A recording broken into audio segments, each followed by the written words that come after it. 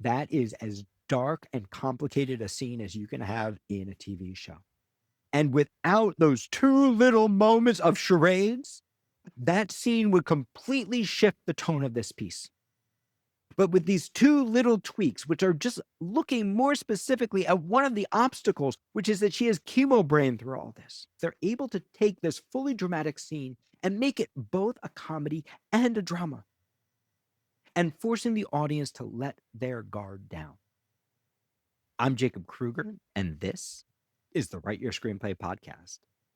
On this podcast, rather than criticizing movies and TV shows, 2 thumbs up, 2 thumbs down, loved it or hated it, we talk about what we can learn from them as screenwriters. And along the way, we learn the tools we need not only to become better writers, but to live better lives as artists. This episode, we're going to be talking about Dying for Sex, created by Elizabeth Meriwether and Kim Rosenstock. This is an absolutely extraordinary limited series. We're going to be using Dying for Sex to talk about a topic that I haven't discussed for quite a while on this podcast: tone. We're going to specifically be looking at episode 5 of the limited series. We're going to be looking at a very specific moment in that episode to show you how you can control tone in your own screenwriting. Because one of the incredible things about Dying for Sex is the way that it balances a comedic tone with one of the darkest and most complicated subjects possible. Its main character, Molly, played by Michelle Williams, and this is based on a true story, based on a podcast about a woman who actually went through this. Molly is dying of cancer. And Molly has never had an orgasm with another person. And Molly goes on a journey over the course of Dying for Sex to achieve her orgasm before she dies. And this show about cancer is handled as a comedy that will also make you cry and think with deeply fleshed out characters. So we're going to be talking about how you handle dramatic material in a comedic way, or vice versa, how you can handle comedic material in a dramatic way. How do you find that balance in your tone? How do you juxtapose different tones within the same script? And most importantly, if your tone is not working, if you find yourself writing scenes that don't fit the tone of what you are trying to accomplish, how you can use some of the lessons that we're going to learn from Dying for Sex to adjust your own writing so that in a rewrite, the tone that you want rises to the surface. So stick around. It's going to be a great ride. Now, before we start, I do want to warn you all that I am going to need to spoil episodes 1 through 5 of Dying for Sex for this podcast. But the good news is I'm going to start by teaching you a bunch of stuff about tone without even getting into the plot of Dying for Sex. So you can watch this podcast, listen to it, and not have to worry about having this spoiled. And I will warn you before we get into spoilers. And I promise you, I will not spoil episodes 6, 7, and 8 of Dying for Sex. I will not ruin the ending for you, but I do need to give you what the structure of the beginning is so that you can understand where we are in episode 5 and understand what's happening with tone, with structure, and with engine. So I first learned about tone from one of my great mentors. Peter Saccio was my Shakespeare teacher at Dartmouth College. And Peter was one of the world's authorities on Shakespeare, one of the most brilliant scholars in that world, and one of the strongest lecturers that I've ever had the benefit of studying with. And Peter was giving a lecture on Henry IV, Part 2. Peter was talking about the character of Falstaff. And don't worry, you don't need to know any Shakespeare to get the gist of this story, but I'm going to share the lesson that Peter gave me that forever changed the way that I thought about tone and the way that I thought about rewriting in my own screenwriting. So Peter was giving this lecture on Henry IV, Part 2. And in Henry IV, Part 1, there's a character named Falstaff who basically steals the show. He's basically the Jack Black of the Elizabethan era, this comic clown that everybody fell in love with. And over the course of Henry IV, Part 1, Falstaff is there to lend comedy, to lend comic relief to this extremely dramatic story about Hal, who's going to become Henry IV.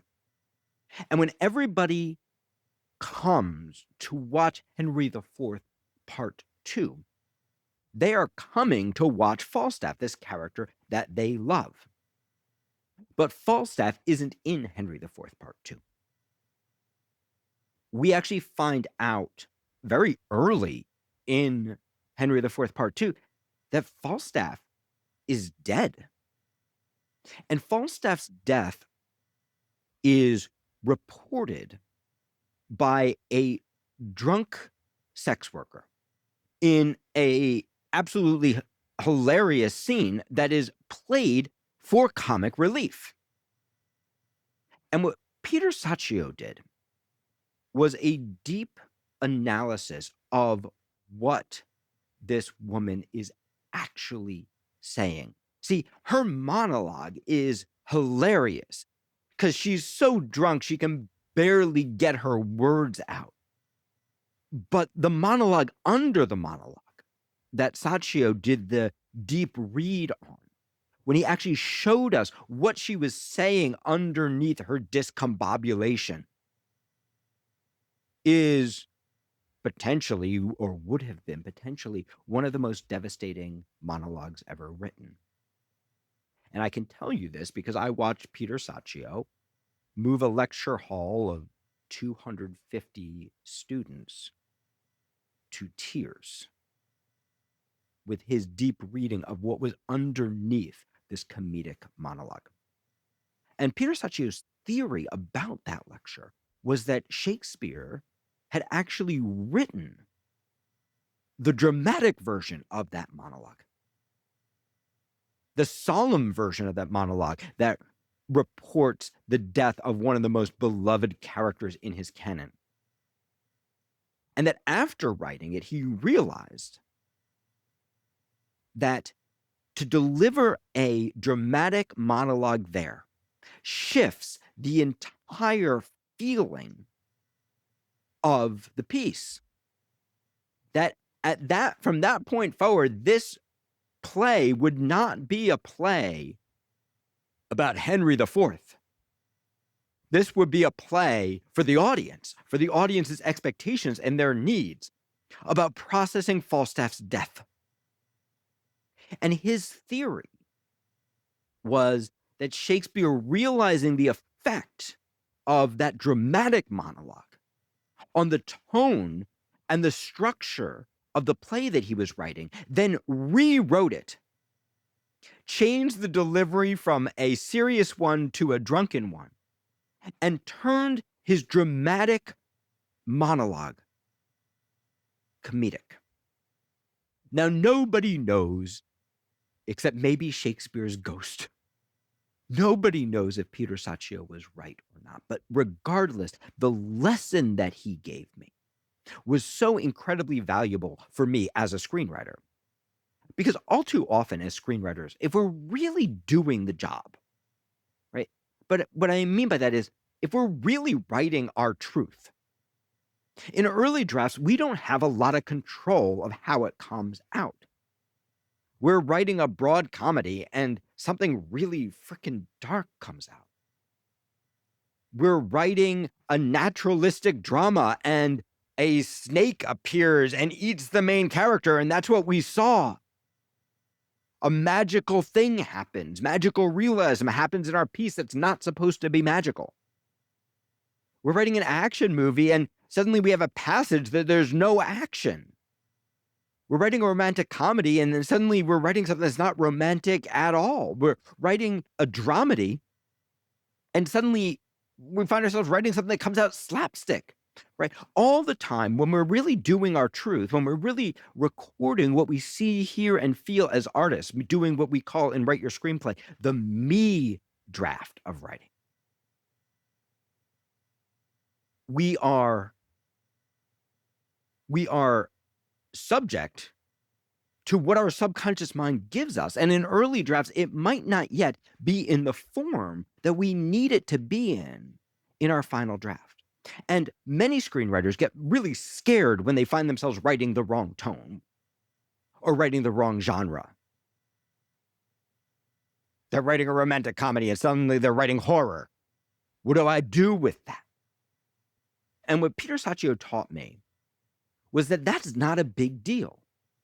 If Shakespeare can rewrite one of the greatest monologues ever written and turn it into a joke, then we can rewrite our scenes that don't fit the tone of what we're trying to accomplish. In fact, tone is actually something that you layer over your screenwriting. Tone is a rewriting tool. So the first lesson about tone that we're going to learn when we look more specifically at Dying for Sex, the very first lesson of tone is that tone is something you layer over your script, not something that you worry about in early phases. That any piece of writing can be translated to any tone. You've written some magical realism. You've written the giant snake that eats your character in a naturalistic drama. Okay, no problem. Maybe that becomes a monologue. Maybe that becomes a dream. Maybe that becomes a feeling that you press down into your character and you know that that's what it feels like and you allow it to affect their actions and their dialogue in a naturalistic way. From a writing process point of view, we want to accept our truth rather than trying to push our truth through the meat grinder of what it's supposed to do in our script. And it's such a relief to realize, oh, tone is something we layer on top, and we can make any scene play in any tone that we want. So, lesson number 1, tone is something you layer over your script and rewrite. Lesson number 2 is that tone is flexible. And that, in fact, juxtapositions of tone can be highly compelling. This is another lesson that I learned very early in my writing career. The very first play that I wrote was a play called The Funeral, and it was very serious. It was very, very, very dark. And because I was in college, life was hard, and I needed everyone to understand how hard life was and how important this was. It was called The Funeral, and it was dark as hell, and I wrote every single thing to be dark. And I called up my buddy, the darkest actor that I knew, to play the lead role. And he went on to have a huge career. He is now one of the most famous actors in the world and an extraordinary actor. But he called me up sick the day that we were supposed to have our first reading. And I didn't know what to do. So I called somebody who I knew would show up. I called my friend Jay. And Jay was a comedic actor. And because there was so little lead time, he didn't have time to read the play before the reading. So he showed up cold. And he played every single line for comedy. He played this incredibly dark character in a comedic way. He worked against my intentions, not on purpose. He didn't know. He just assumed what idiot would cast him in a dramatic lead. And Jay saved my play. What I realized as I watched the reading was that the darkness of the piece would have been so isolating for the audience, right? It would have caused the audience to put a wall up to protect themselves. And what Jay's performance did by juxtaposing the darkness of the play with the lightness of his character, it allowed the audience to let their guard down, to actually get seduced by the piece, to forget that the piece was going to hurt them, and to be much more emotionally moved by the play than they would have been if my intentions had been followed. And I remember Jay came up to me afterwards and he said, "I'm so sorry. I didn't realize it was a drama." And I was like, "Jay, you just saved it." And again, I learned something. I learned something so powerful, right? Which is that your piece does not have to be just one tone. In Henry IV, Shakespeare's writing a history play, a serious drama, and he still got the comic relief. Does the same thing in Hamlet, one of the greatest tragedies of all time. You got the funny gravediggers, right? That we, in fact, can have a large juxtaposition of tone inside what we are writing. That your piece about cancer doesn't have to just be sad, but also your comedy about cancer doesn't have to just be funny. That, in fact, you can get away with a lot more when it comes to tone than you would expect. The third lesson is about the intersection between the tone monster and the genre monster. So we talk often about feeding the genre monster, right? When we talk about feeding the genre monster, what we're talking about is that the audience comes to your movie or your TV show for a very specific genre experience, right? When I say genre, I don't mean action movie, horror movie, thriller, comedy, romance. What I actually mean is the feeling that your screenplay delivers.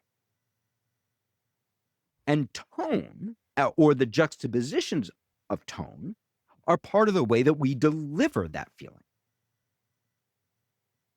And so ultimately, you must feed the genre monster. And what I mean by that is you're writing an action movie. You gotta have badass action sequences. You're writing a romantic comedy. You gotta give us the feeling that love is possible and challenging. You're writing a horror movie.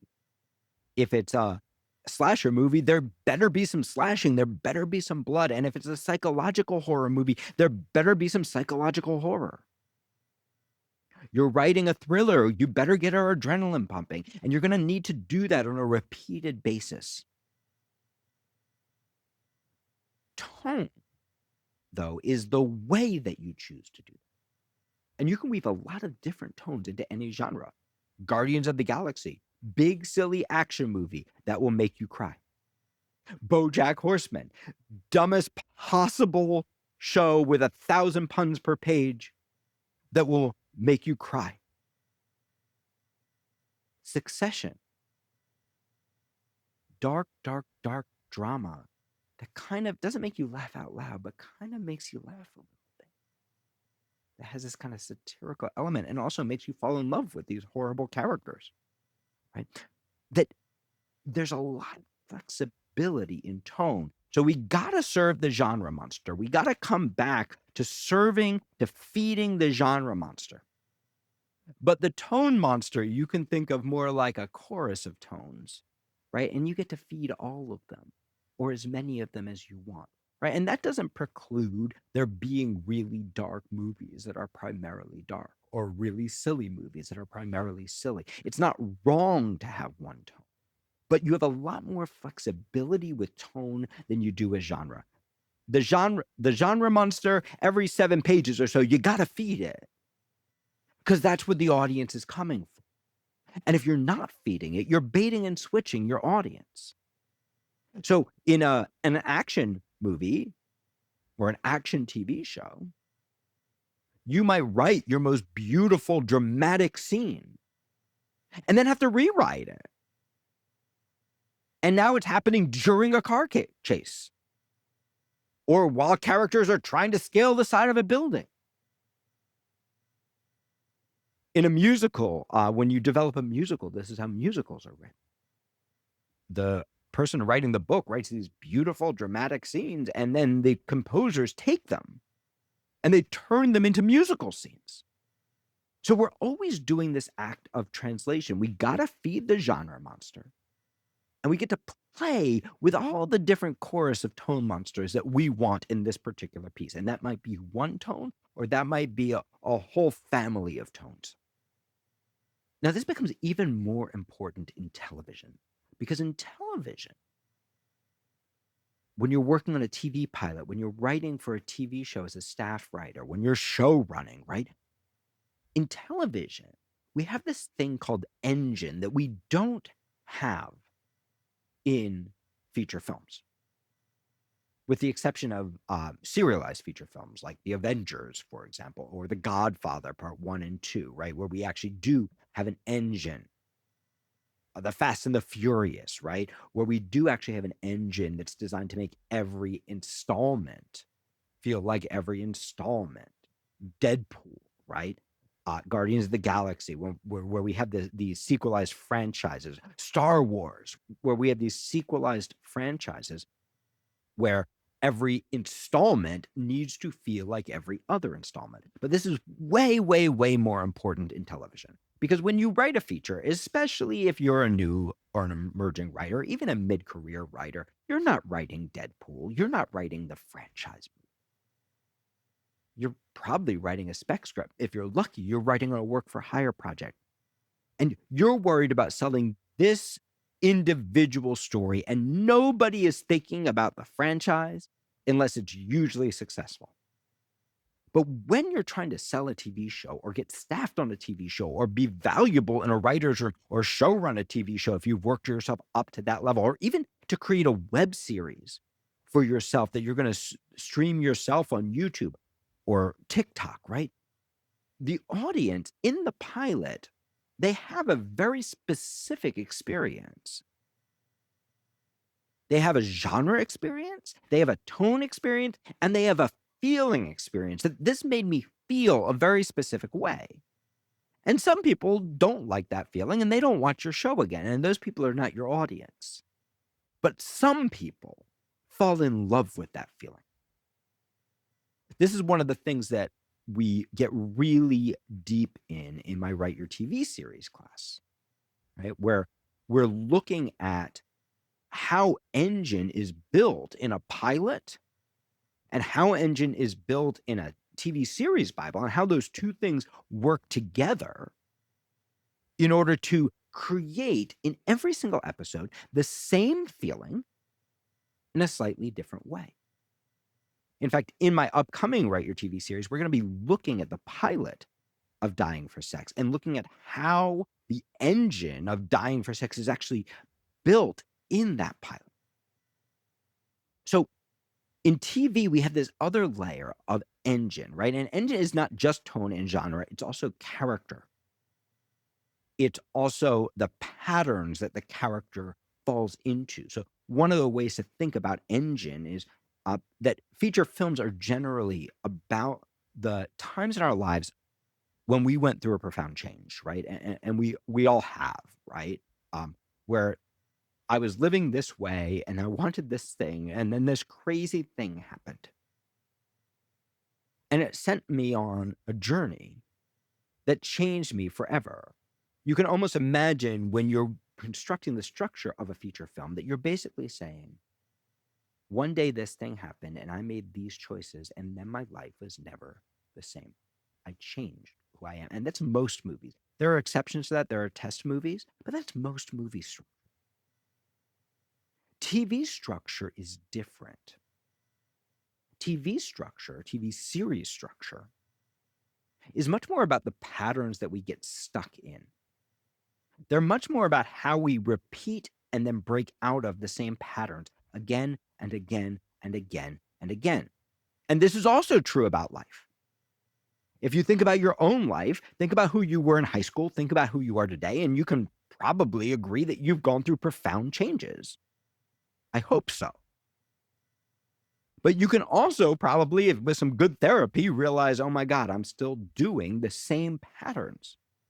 There have been moments I've broken out of those patterns and I've fallen back into them in different ways. So feature films are about those moments of change. TV shows, TV series are about those patterns we fall into again and again and again. They're about the ways that we struggle and fail to change. But they're complicated because what a TV pilot does is generally do everything a feature does, but in far fewer pages. Taking a character on a huge journey, an A to Z change, in a fraction of the time. And along the way, introducing an entire cast of characters that are going to be the main element of the engine of the show. The way those characters interact is going to be what drives every episode of the show. But unlike a feature where the characters are going to continue to change episode after episode after episode, in a TV show, the characters both going to change and repeat the same pattern. And the characters around them are going to change and repeat the same pattern. Because if we actually fully arc a character before the end of a TV show, we break the engine. What I mean by that is suddenly your audience is showing up and your TV show doesn't feel the same way. They love the feeling of the pilot, but now the show feels different. Maybe they like the difference, maybe they don't like the difference, but regardless, the reason they tuned in again or clicked next episode was because they wanted to feel the same way, but they wanted it in a different way. They wanted to both feel the change and feel what stayed the same. There was a familiarity that they wanted, and your engine is all the different elements that combine to create that feeling of both the same and different. So the way that a pilot works is that the pilot lands not only the change of your character, but also the pattern, the engine that's going to drive every episode after that. And that is character, that is tone, that is genre, that is other elements as well, right? It's the special formula that makes your show different from every other show, that makes your show feel a very specific way for the audience. You land that in your pilot, and your pilot is a blueprint for everything that's going to follow. But your pilot probably isn't enough, because what's going to happen is your wonderful producer, they're going to read your pilot, and they're going to fall in love with it, and then they're going to get scared. What if it doesn't have legs? What if it doesn't last? What if they run out of steam? And that's where your Bible comes in, because what your Bible basically does is go, you were right. This is going to work. This is how it works. And these are the little extra things I had up my sleeve that you didn't even see coming. I've already solved all of your problems. I can run this, if it's a TV series, for 3 seasons, 4 seasons, 5 seasons, unlimited seasons. Now, Dying for Sex is a limited series, which is an even more complicated little monster. A limited series does everything a series does everything a feature does. Each episode needs to feel the same but different. But unlike a series that needs to reset the engine at the end of a season in order to create the same feeling again the following season, a limited series like Dying for Sex works like a giant feature film. And by the end of the movie, the character is going to arc fully.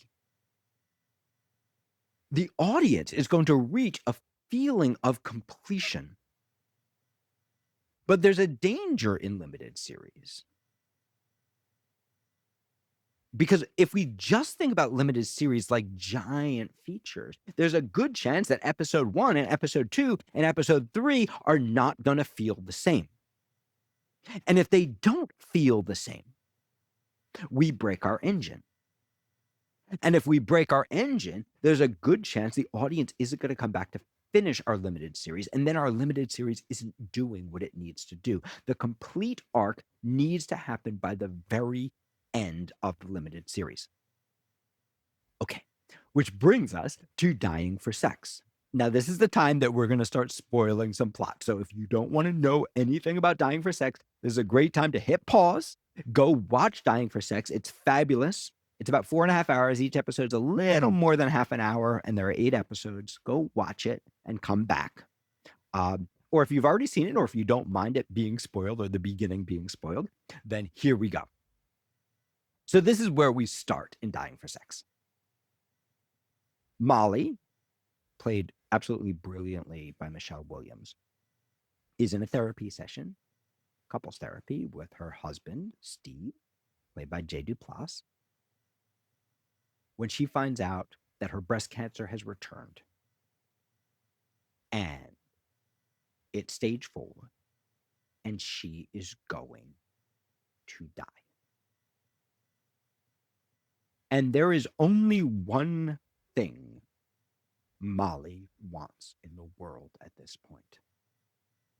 She wants to have sex with her husband.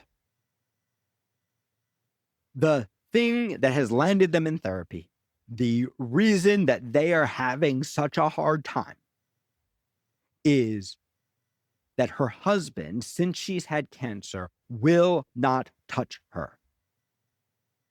He won't have sex with her.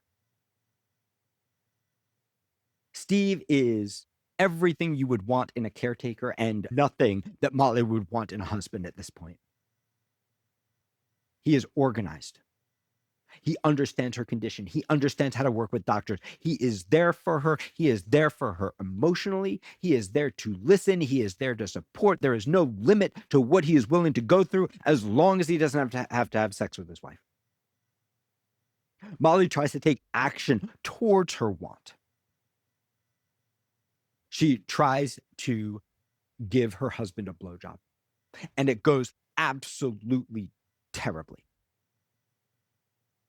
He ends up weeping and telling her that her mastectomy scars make him sad and make him realize that he's going to lose her, right? And she is never going to get what she wants, but she needs this man. But instead of sticking with this unpalatable situation, what episodically is titled Good Value Diet Soda, in other words, this horrible thing that you keep on drinking, Molly makes a huge decision. She is going to leave her husband, her caretaker, and she's going to go through this instead with her best friend. Her best friend is Nikki, played by Jenny Slate. Again, absolutely brilliant performances just throughout this cast. And Nikki is everything you would want in a friend, and nothing you would want in a caretaker. She is disorganized. She is anxious. She is a total mess of a lovely human being. And she is completely unprepared for the problems of trying to maintain the cancer treatment of her best friend. But she loves Molly more than anything in the world. So you can see the engine already beginning and the comedy already beginning. Wrong caretaker. Responsible caretaker gone. Messed up caretaker present.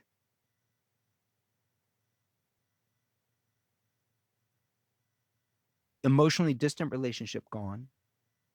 Emotionally close relationship present. And we can tell that the pressure between these is going to be part of what works, right? That the pressure between her husband, who wants to care for her, and Nikki, who also wants to care for her, but seems so much less ready to do it, is going to be part of the engine of this piece. Now, Nikki is on board for the plan that is driving Molly, and it's going to drive all 8 episodes. Molly's dream is to have an orgasm with another person before she dies. She is finally, as she deals with stage 4 cancer, going to explore the sexuality that she has never explored before. So that's the next element of the engine, right? We're going to have all the problems of that sexuality. Now, the last piece of that we know so far of that engine is when she was 7 years old, Molly was sexually abused by her mother's boyfriend. We find out about this from her husband during the blowjob incident, when he basically tells her that he thinks it's weird that she's trying to give him a blowjob, considering that she was abused when she was young. And so the third element is that we have this character who has never explored her sexuality, who is exploring her sexuality for the first time, but has this repressed problem that she has never dealt with. Now, part of the way that this works tonally, and the part of the way that this stays a comedy tonally, is that we have a running narration in Molly's head as she deals with all this stuff. And like any good voiceover, there's pressure between what's happening in the narration and what Molly's actually doing or capable of doing at this point in her life. And so we're going to watch episode after episode for the first 5 episodes as Molly explores her sexuality. As Nikki, this totally unprepared person, both destroys her own life trying, and her acting career, and even her own relationship, trying to support Molly, her friend who she loves, but also who grows into the role of actually being the caretaker that Molly needs. And we have Steve, who's trying to be the caretaker that he thinks Molly needs, but is getting pushed out of this world. And then we have the mistakes and the challenges that Molly goes through as she tries to explore her own sexuality, even as she struggles to be able to even express or even know what she wants sexually. Over the course of 4 episodes, we're going to watch Molly go from horrible internet dating and horrible attempts at one-night stands towards actually finding what she likes, which turns out not to be traditional sex at all, but much more of a BDSM thing. But even that is not going totally well for her. She gets some advice by a wonderful character named B, who basically tells her that in order to be a top, which is what she wants to be, she's got to learn to be a submissive. But Molly is ignoring that advice. And that ends up causing some unexpected emotional complications in her BDSM. But by the time we get to episode 5, Molly's doing pretty damn good. Molly seems to have arced. What I mean by that is Molly is not orgasmed yet, but she now has a little harem of BDSM dudes, and she's doing it right now. She's learned to express what she wants. She has learned to overcome her own judgment. She has learned to be both submissive and dominant. She has learned that being dominant is also about giving the other person what they need. She has developed 2 really lovely relationships. One with a dude who dresses up like a dog, and one with her next door neighbor, known only as Neighbor to Guy, played again brilliantly by Rob Delaney, who at the beginning of the series seems like a total jerk, but actually who is turned on by Molly's dominance, who wants to be, as he would put it, kicked in the dick. And the truth is, these 2 end up turning each other on and developing a really beautiful relationship together. But he doesn't know that Molly is sick. He only knows, in fact, nobody except for Nikki knows that Molly is sick. Now, he knows something's up because in the scene where she actually does kick him in the dick, she ends up breaking her leg. And he's the one who has to call the ambulance. But he doesn't know that it's because the cancer has spread to her bones. but he doesn't know that it's because the cancer has spread to her bone. So there are these secrets. But despite the secrets, right, it's one little thing, she is almost arced. But we're only at episode 5. She can't arc by episode 5. Because if she arcs by episode 5, episodes 6, 7, and 8 are not going to feel like the rest of the series. And that means that even though this is a limited series where the character at the end is going to have gone through a complete arc, we need to find a way, or these brilliant writers need to find a way, to reset the engine. Now, one of the ways that you reset an engine is by bringing in a new character. In traditional TV series and series that have multiple seasons, often you'll find that character comes in at the beginning of a second season, or at the beginning of a third season. And that character is there to reset the engine. So, for example, if we look at The Sopranos, by the end of season 1, all of season 1, big part of the engine is Tony Soprano loves his mom. She's the only person in the world that he really loves. And his mom is kind of trying to get him killed and is constantly manipulating every good thing he does, turning it against him. But by the end of season 1, mom has pushed it beyond where it can be pushed. Mom has pushed Tony to the point where he can no longer want to be kind to her.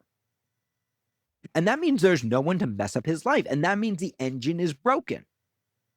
It's a very satisfying conclusion to season 1, but it's not going to work from an engine perspective. So either you've got to find a way to get Tony back into her good graces, which is going to be very challenging, or you create a new character. And in this case, it's Tony's sister who comes in.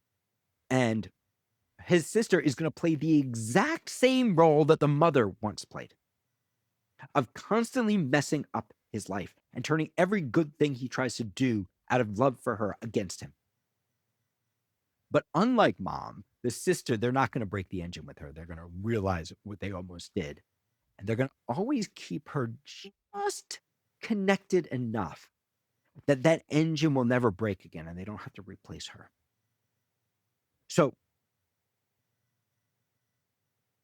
when you introduce a new character in a TV show, in a limited series, it's one of the biggest things that you can do.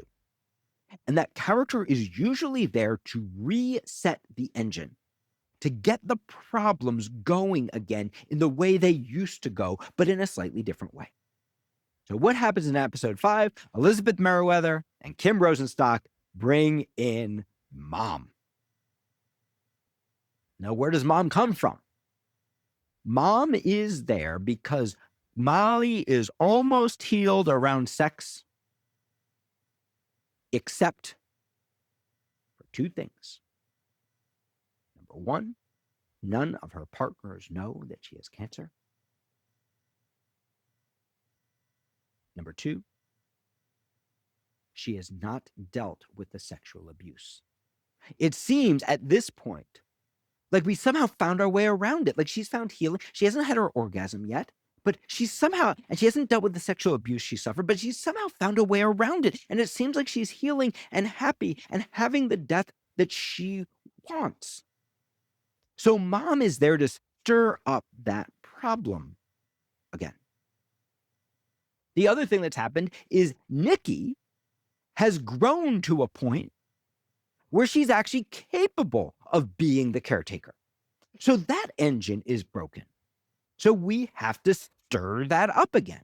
And that's the next thing that this episode's going to do. It's going to break Nikki as a caretaker again, but in a different way. And the third thing that's needs to happen is that Steve has disappeared. And Mom is there to bring Steve back into the mix. So that part of the engine of him trying to insert himself and take control of her life and decide what she wants for her can happen again. So when you introduce a new character into a limited series or a TV series, the first thing to remember is that's a huge thing to do. That's an engine thing. Because characters are the primary drivers of engine. Yes, genre. Yes, tone. Yes, structural conventions. Yes, replicable elements. There are a lot of elements that create engine, but the primary engine in nearly every show is always character. It's the cast, right? It's not just your main character, it's the cast of characters around them. So bringing in a new character is a really big deal. The next thing you need to remember is that that character's got to be freaking fantastic. They've got to be super interesting and super complicated. They cannot be a stock character that we have seen before. And there's a real risk that Molly's mom could turn into one of those stock characters we've seen before, right? I mean, think about who this woman actually is. Her daughter was sexually abused at age 7 by her boyfriend. And instead of being there for her daughter, her mother got addicted to drugs and went on a series of near suicides. Because she blamed herself for what happened to her daughter. Where her daughter, who was the one who had been abused, now had to take care of mom and make sure mom didn't freaking kill herself. So this is the person that we're bringing in. And this could very easily be a one-note character. But the character that we get is so freaking interesting and complicated. She's played by Sissy Spacek. So here's what happens. Our perfect, supportive friend who is somehow, despite nearly destroying her acting career, despite putting pressure on her relationship, despite not being naturally built for this kind of problem, she has become the caretaker that Molly needs. But she's got a tooth thing. She's got a tooth that needs to be removed. And that means she cannot show up for 1 day of chemotherapy. So you can see they're finding a new way to break her. Now, in the past, they've broken her career. They're going to break her in another way in this episode. So we have Nikki is now out of commission. And now Molly, wanting to take care of her friend, who's gone, if you need me, I'll find a way. Molly, despite the fact that Nikki, if she begged her, probably would figure out a way to not get her tooth taken care of. Nikki needs to take care of her friend. Molly needs to take care of her friend. She loves Nikki, even though she has kind of pushed Nikki to the edge in the way that she's needed her care. So she does the thing she doesn't want to do. She calls her mom to take her to chemotherapy. Now, mom doesn't even know. You can see this is that same engine again. Nobody knows except Nikki. Mom, it's been 10 months. Mom doesn't even know that the cancer is back, that her daughter is dying. And we're expecting mom, from everything we've learned about her, to be an awful, awful, awful person. To be an unsupportive person. But what happens instead is Molly calls her mom. And mom is like, I will be there right now. Where are you?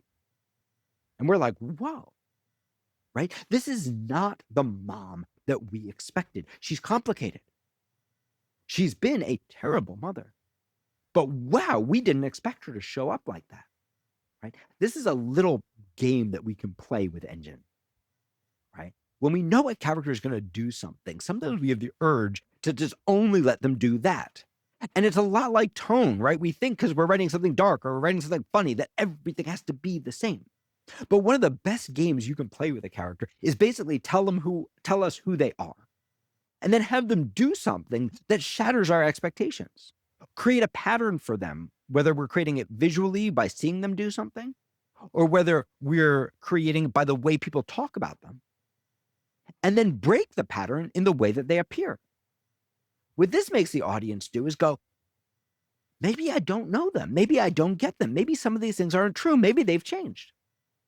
And there's nothing more enjoyable than watching a character, especially in a TV show, that we think maybe they've changed. find their way back to doing their old pattern. So mom shows up. Mom shows up with a dog, a three-legged dog.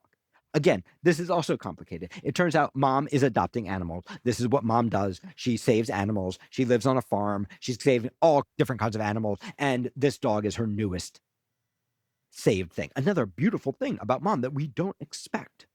But also, her daughter is immunocompromised and probably shouldn't have a dog in her apartment right now, right? So we have this really complicated arrival of mom. And mom takes her to chemo. At which point,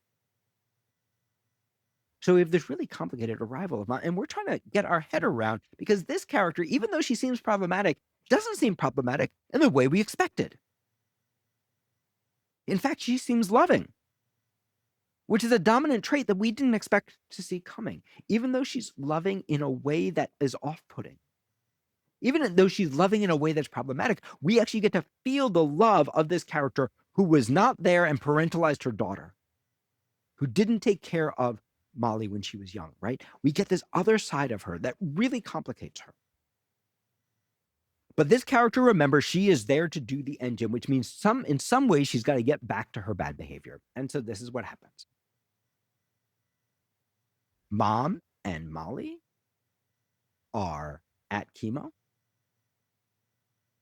And suddenly, somebody else shows up. It's a cousin. Mom's told everyone in the family Molly's secret. So you can see what the writers are doing here. Mom's told everybody in the family that Molly's dying of cancer. Molly's told nobody. She's doing it out of love. In fact, the distant cousin has shown up with some food that Molly can't eat because of her cancer, but she's shown up with food to try to take care of her.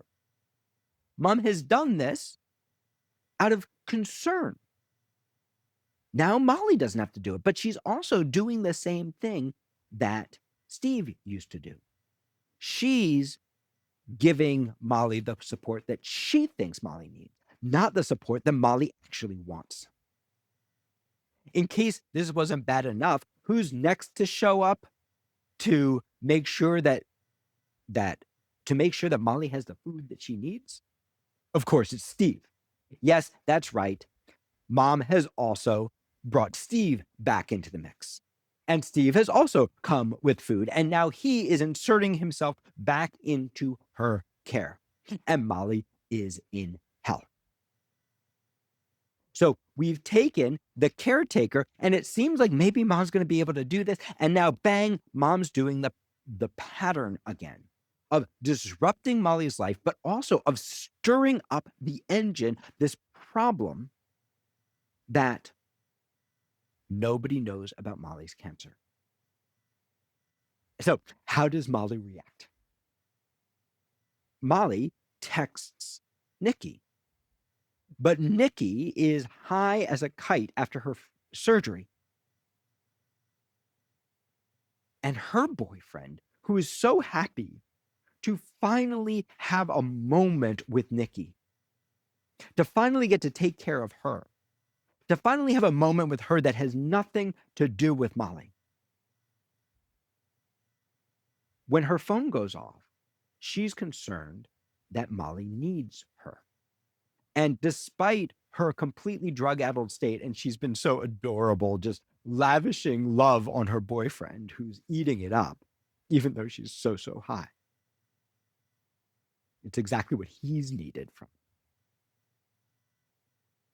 Nikki still wants to go take care of Molly, and her boyfriend lies to her. He tells her the texts are not from Molly. Now he, like mom is trying to protect Molly, is trying to protect Nikki, but he's trying to protect her in the way that he wants, not in the way that Nikki wants. And so what we're going to end up seeing between Noah and Nikki is a break.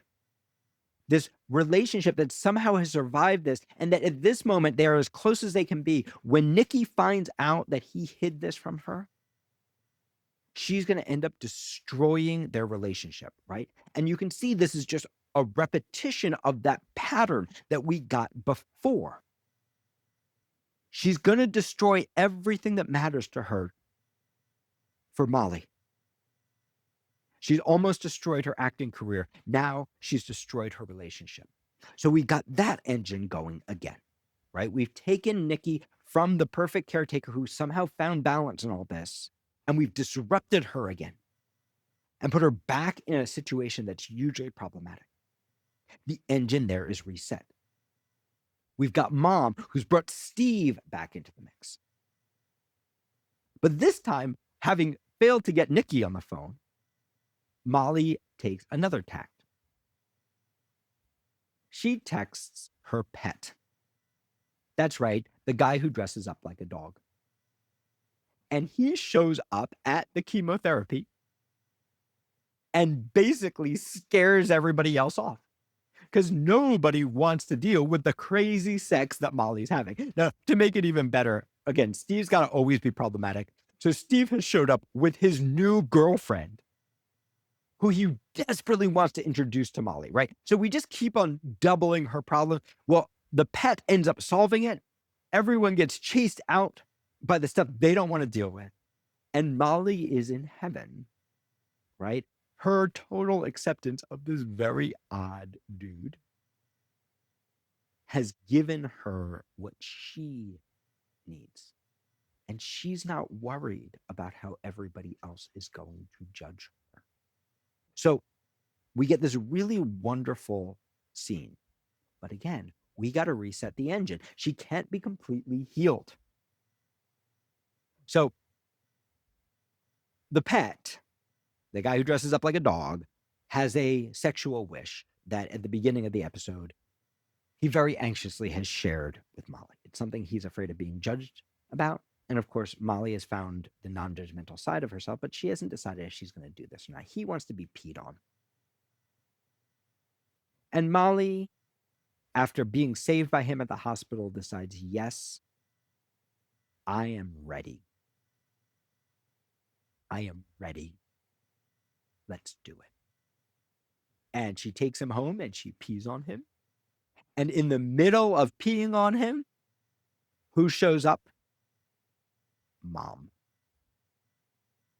And what does Mom do? Mom tells him, well, she just had chemo, so you're probably radioactive from her urine. She scares the shit out of the guy. But what else has she done? She's once again broken Molly's secret. She's taken the healed Molly and she's unhealed her. So now the pet is freaking out because he's afraid he's going to die of radioactive poisoning.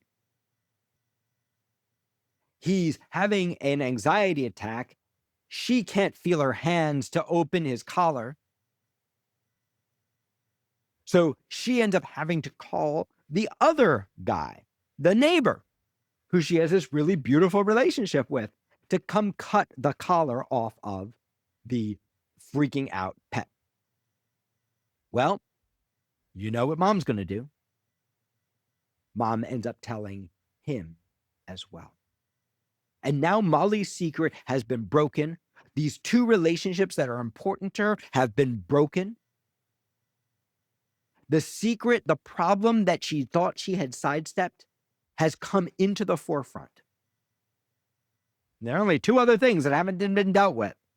Number one, her relationship with her mom. Number two, what happened to her when she was 7 years old. And this, what has been set up, is the darkest scene in the damn piece thus far. Where we're going to get a confrontation between the mom, who is trying to be a loving mom and take care of her daughter in all the wrong ways, but is judging her for the sexual journey that she's been on that's brought her so much healing, who's fucked up now every relationship that she has. We're going to finally get that confrontation between the mom who parentalized her daughter instead of being there for her. We're going to finally get that dramatic conversation. And along the way, we're also finally going to get unpacked this problem of the abuse that Molly suffered when she was 7 years old. Whoa. I thought this was supposed to be a comedy. What's actually written here, and I would guess what was actually written here in a first draft, is a lot like the Falstaff's death monologue that Peter Saccio believed that William Shakespeare must have written. What's actually underlying the scene that has just happened is a dramatic scene that could be in any dark family drama. A dramatic scene that could be in a movie like The Celebration, that could be in a Lars von Trier movie, right? That is the level of drama of what's about to happen. And this is supposed to be a comedy. And every single thing that's been happening in this movie, as sad as it is, as much as it makes you cry, as beautiful as it is, it's always played for comedy. This piece is a comedy. So how do the writers adapt that? How do they adjust the tone? The answers that you need for any problem in your script are not out there somewhere in the weird universe. They're not out in the distance. They're in what you already wrote. This character, Molly, has just come from chemo. That means she has chemo brain. And just by remembering that she has chemo brain, that she's going to have the most serious and important conversation of her life at a time when she can barely recollect words, what these writers do is they add a tone on top of this dramatic conversation that actually makes it funny. So I'm about to show you this clip. It starts around 24 minutes and 44 seconds into this episode. How dare you, is what Molly says to her mom, right? We're going to finally have that confrontation that we've been waiting on. And mom does not behave by going, I made a mistake, I shouldn't have told him. Mom responds by going, what? How dare you tell him anything about me? You can see where we're going. We're going to drama here. So watch mom double down. What is the big deal about telling people? Why does everything have to be a secret? So you can see what's happening here from the engine perspective. Mom keeps doing the same behavior. At the beginning, she faked us out and she made us think maybe she was going to actually be there. And she is being there. She's being there the way Steve used to be there, by doing things the way she wants, not by the way Molly wants. By doubling down and doubling down and doubling down and doubling down on the same behavior, which creates the engine for the character. Why does everything have to be a secret? Right? That's the belief that's been driving all of her actions. And you can see so far, we are in a dramatic scene. Mom says, I'm helping you. This is the repetition of everything that's happened throughout her whole life. She had a mom who parentalized her and didn't take care of her the way she needed. And then she ended up with a husband who did exactly the same thing. And now mom's back in her life taking control again. And watch, we're about to make the switch to comedy. No, it's not helping me. It makes me feel like I'm.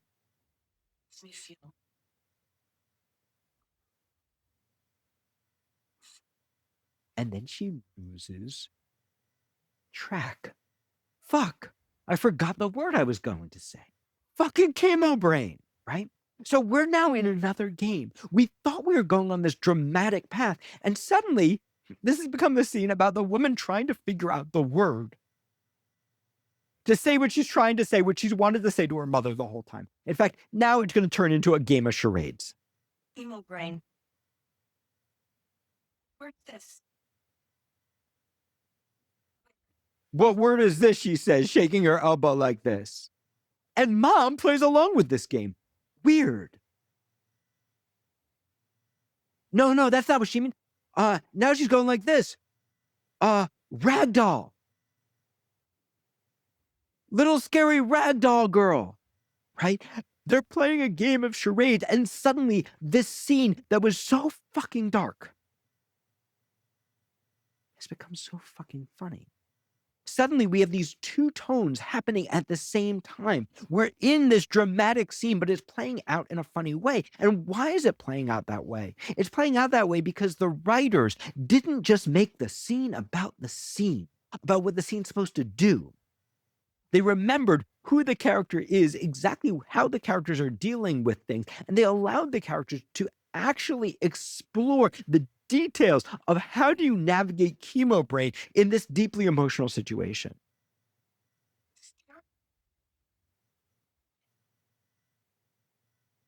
And now we've got the comedy, and now we get to say it. Broken. It makes me feel like I'm broken.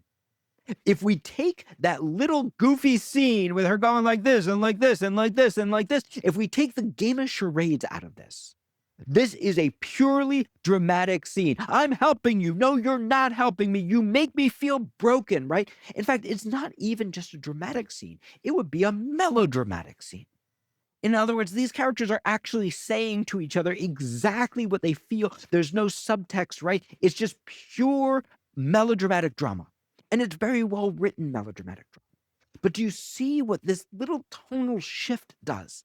It elevates everything. It helps us remember that this is a comedy, but it also makes this confrontation between daughter and mom different from every other confrontation between daughter and mom that we've seen. It gives it a level of specificity and character that makes me fall in love and makes us fall in love with this relationship all over again. And that's important because this relationship, mom is not here for one episode. Mom is here to help Molly go on the journey by the end of the season that will finally give her and us that feeling of catharsis, that feeling of change. This is where they're starting.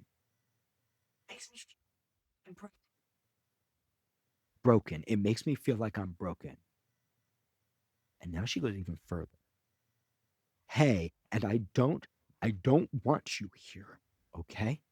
Now this is Molly. This is the extension of everything Molly has learned thus far. Molly is finally finding her voice with her mom. Don't want you here, okay? Which allows mom to play the game that we've been waiting for her to play. We've been told that mom parentalized this girl, but up until now, she's been playing a different game of taking care of her.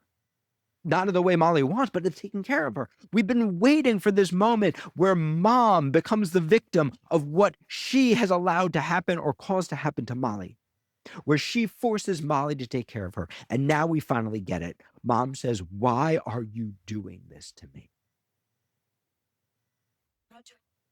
And Molly says, "I'm not doing anything to you."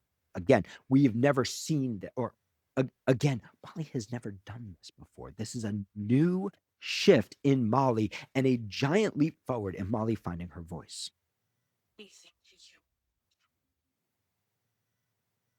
I am not doing anything to you. I am trying to. And you can see this is the most dramatic possible thing. Think about the restraint and the bravery it takes if you're a writer and you've just written this unbelievable dramatic scene that's going to make everybody freaking cry. But this is a comedy.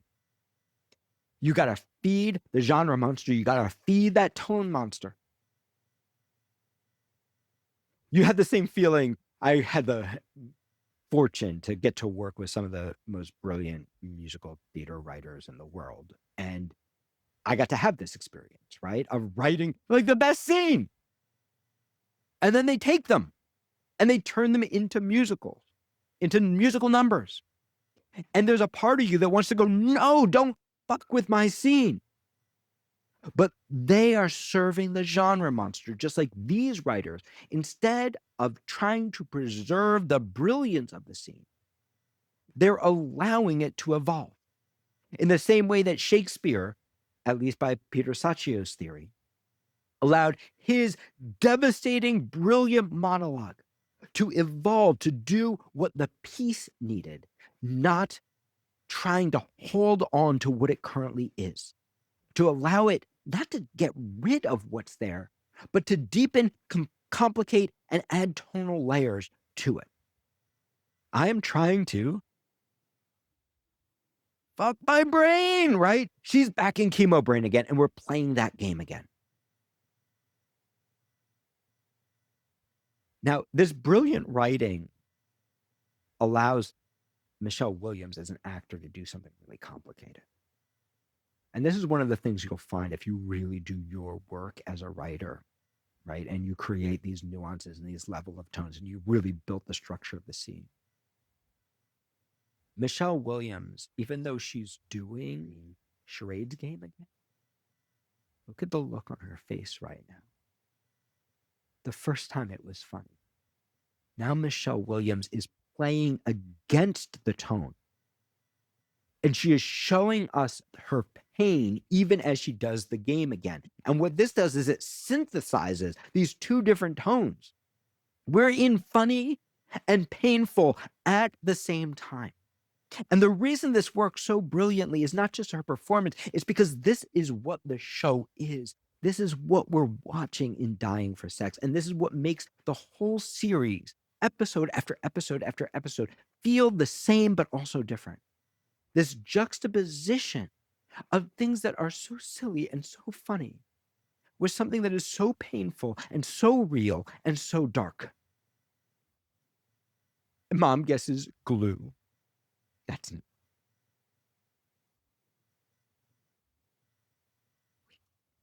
weave a basket, Mom guesses next. So we got one character now playing the game, and it is so painful to watch her. To watch this performance of this woman who's trying to say what she's always needed to say to her mom, and who's acting it out, and whose expression on her face is, I am in so much pain, that she can't even talk. And Mom, who's playing the comedy game of guessing these ridiculous things based on the pantomime. Then finally, Molly finds the words. Heal, she says. I'm trying to heal. Trying to. Now we have, this is really what Molly's been trying to do for 5 episodes. And now she is expressing that to her mom. And her mom responds, I want you to heal. And that's part of what's so freaking wonderful about this character, is that that's true. The complication of Mom is that she both wants her to heal, but also wants to control every aspect. She wants to be a good, supportive mom, but also wants her daughter to take care of her. She wants to deal with what happens. She wants to deal with what happened, but also doesn't really want to hear what happened to her daughter. That's why I'm helping you, she says. No, you don't help, Molly responds. You don't. I gotta let you out. And now we're going to get to the real stuff, the next layer down. Maybe I let you think that you help me, because that's what I've always done. That's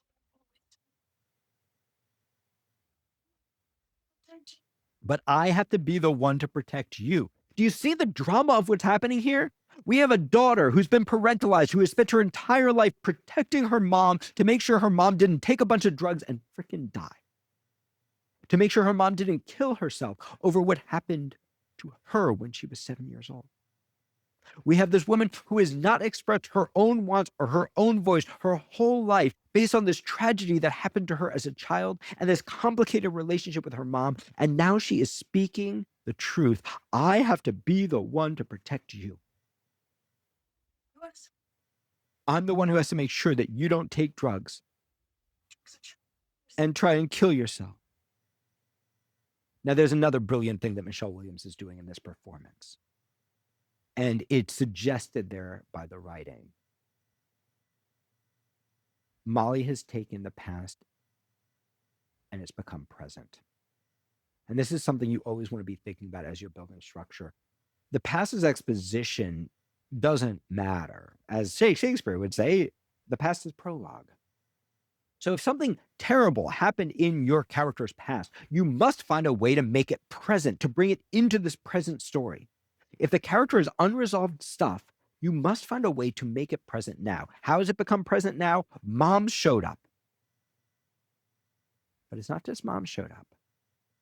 Her husband won't accept a blowjob from her and has pointed out in episode 1 that maybe this is a replaying of the same abuse that happened to her as a child.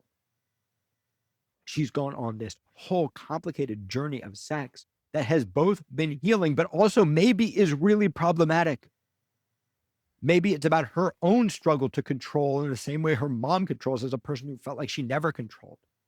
Maybe it's a manifestation of her own struggle to be submissive. And maybe all of this is a complication of this unresolved trauma that she's still dealing with, that she's going to now have to deal with over the next couple of episodes. The past has become present at this moment. And what Michelle Williams does in this performance, you might notice she's playing it as if, like, it's almost like it's the child speaking here. She's gone from the adult speaking to being in that moment. It's been a long time since she's even talked to her mom. It's been at least 10 months. We know that there's been distance between them, but she is right back there in her childhoodness, in the writing, but even stronger in the performance. I have to, not had to, have to. And she delivers that in this childlike voice that makes us understand that a part of her is still there. Again, these are the levels that a great actor can give when you have really done your work as a writer.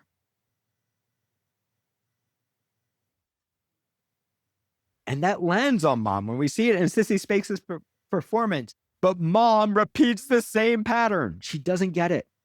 She says, that was a very hard moment for me.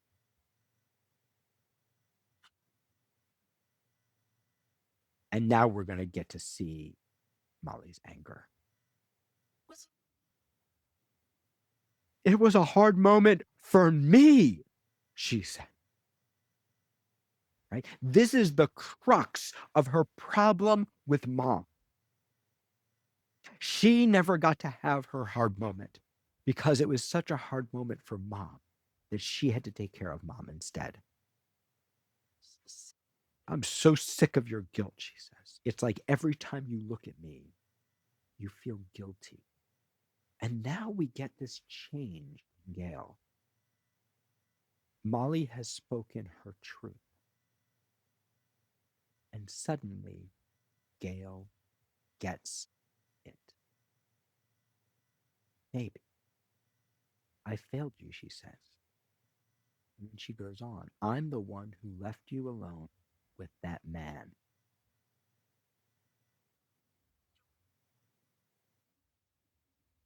I'm the one who left you alone with that man while I was passed out down the hall from whatever he put in my drink.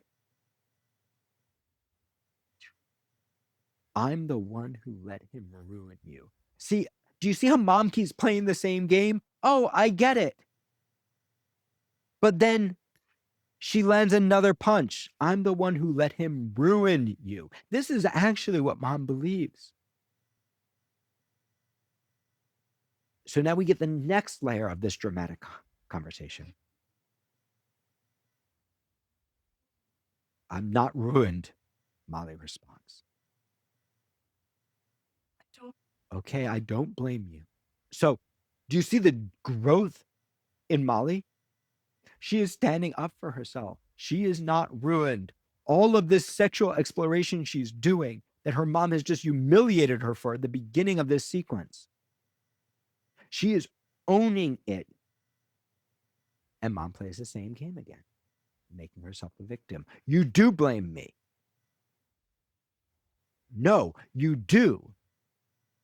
And now we get another level of truth that none of us saw coming. Joe. No, it's my fault too, he said. I saw him put something in your drink.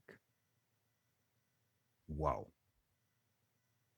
Do you see the journey these characters have gone on? We knew that eventually they had to have this confrontation. But now there's another level to it. And this is something you always want to think of. There are certain obligatory scenes, things that absolutely must happen in your script, but they can't happen in the exact way we expect it.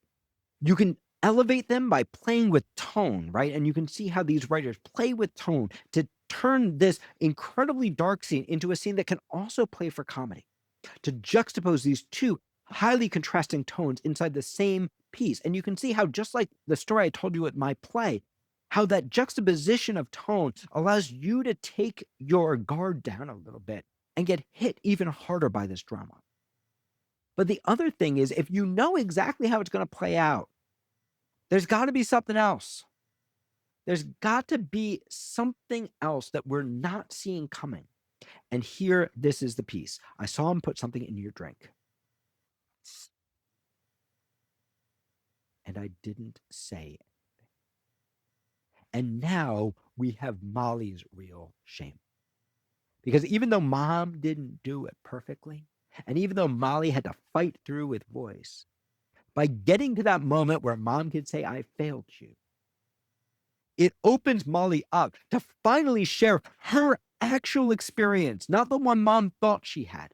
Her actual experience, her actual shame, her actual guilt with the one person she really needed to hear it for her entire life. I saw it and I didn't say anything.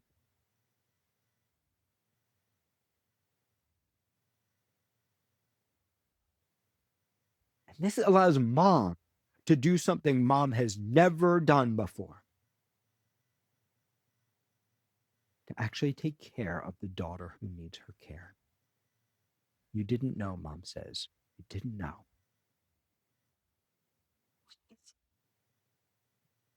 And Molly responds, basically, no, I did know.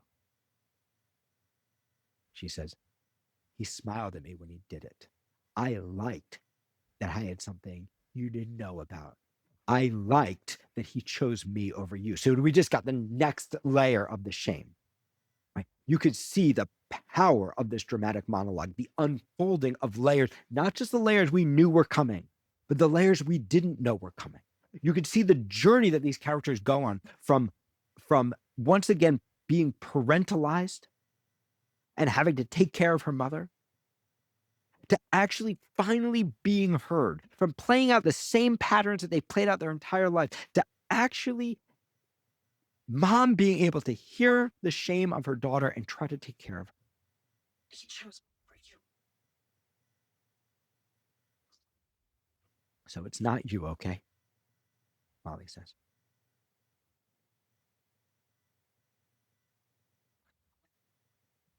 And that allows mom to share something really powerful.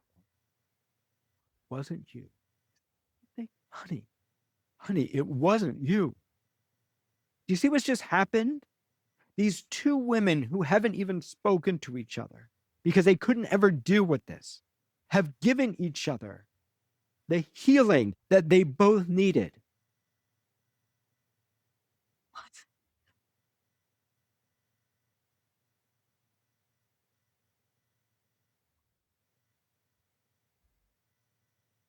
But again, these characters can't arc yet. Remember that mom is not there to end the engine, to break the engine, to end this series. We are only in episode 5. And remember, the reason mom exists is because we entered episode 5 and everything was almost healed. And we got to go right around the real problem, the underlying problem that nobody wanted to deal with. And what mom has done now is she has reset the engine for Steve. She has reset the engine for Nikki. She has reset the engine for all of the lovers who now know the secret that wasn't supposed to be known. She has put a wedge in everything that matters to her daughter, and they have both gotten the healing, but now we have to break it again. And Molly says, well, maybe not. We're not good for each other. Molly responds, maybe not. Not good for each other. Maybe there's a way we can just love each other, but be apart. So they came this close to healing, and then they broke again. This is how TV works. We can't just play out the same pattern with the character not changing, not changing, not changing, not changing. Not in a dramatic piece like this. Yes, you can get away with that in Seinfeld or Curb Your Enthusiasm, but you can't get away with that in a piece like this.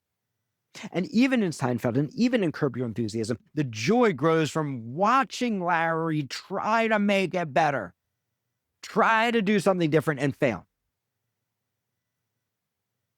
The way that television works is to watch the characters try to fight their way out of their pattern, try to change, only to find themselves back where they started.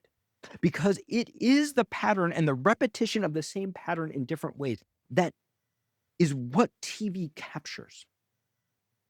And it's what makes each episode feel both the same and different episode after episode. Now, this is a limited series. By the end of this series, we can actually bring this to a conclusion. Because unlike a TV show, this piece actually ends. If this was a regular TV series, by the very end, you would need to find a way, either at the final episode or at the beginning of the next season, to reset the engine, either with this character or with another character. In a limited series, we cannot heal fully. We cannot completely break the pattern. We cannot create the full change until the final episode. Because once we break the engine, the series is over.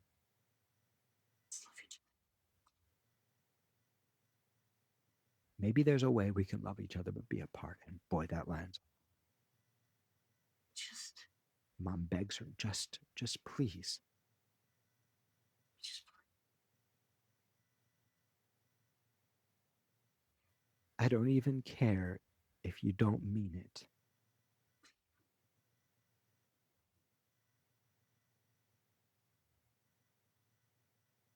just forget.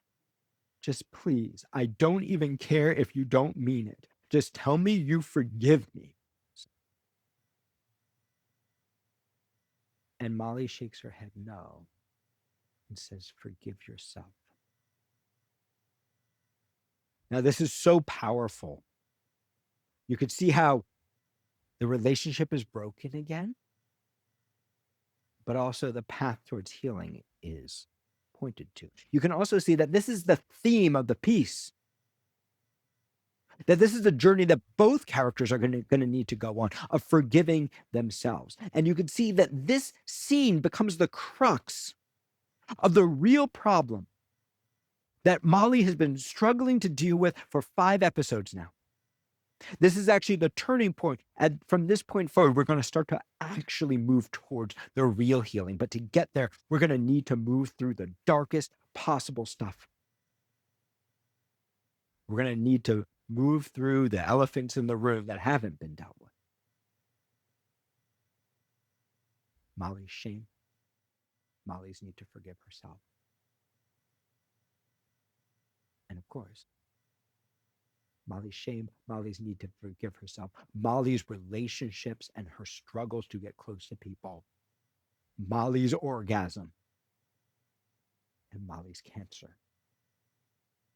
And Mom says, yeah, forgive yourself. Says, she gets it. She's not going to get what she wants from her daughter. She also probably gets and she also probably gets that Molly's right. Yeah. Again, great actor takes that yeah and then gives the yeah in 2 different ways. Again, playing both sides of what I just shared with you. Yeah. I'm never going to get what I need. That is as dark and complicated a scene as you can have in a TV show.